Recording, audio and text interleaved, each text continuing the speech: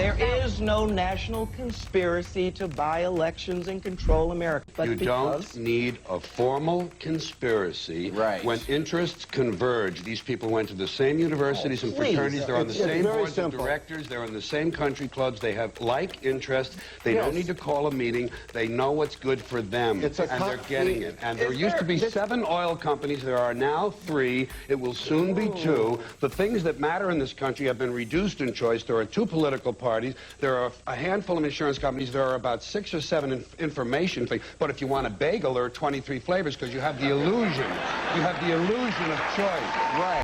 The late, great George Carlin talking about the informal conspiracy of the richest of the rich.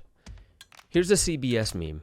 As the super rich gather in Davos, online conspiracy theorists make a bizarre claim that the world is run by the super rich.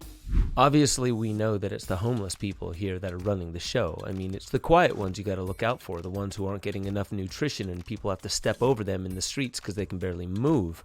It's not the 20 people at the top of the economic ladder that make more money combined than the bottom 3.5 billion people on the planet. No, because money doesn't imply power.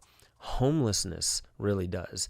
I have another completely stupid fact that I want to throw out at you, and that's that conspiracy theories, for all the stuff you may dislike about them, they're stable.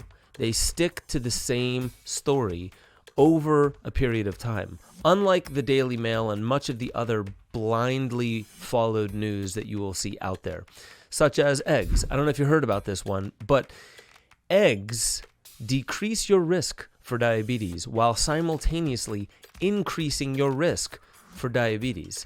Now, I'm kind of wondering exactly what kind of quantum phenomena or bizarro world have we stepped in when 1 year later the same exact news outlet can pretty much post the same exact story with the exact opposite conclusion, and most people still rush out to consume whatever these news outlets put out there. It's kind of curious to me. I am thinking, like, what is it that happened in 2012 with CERN? Did it really rip open some kind of new wormhole and create the Mandela effect and change physics as we know it? Because eggs are eggs and the human body is the human body. And I'm not saying these things don't change over time, but 1 year later, what the fuck is going on? Oh, it's one of these stupid conspiracies about Bill Gates. You know, Bill Gates gets thrown under the bus for so much and for no reason. I mean, a lot of people are blaming him for a lot of the worst stuff out there. I mean, the fact that he's not a doctor, yet he's giving medical advice. He also hangs out with some really trustworthy people. And he doesn't lie when he says that 2021 was a really difficult year for him. I mean, look at that profit margin. It's not nearly what he wanted it to be.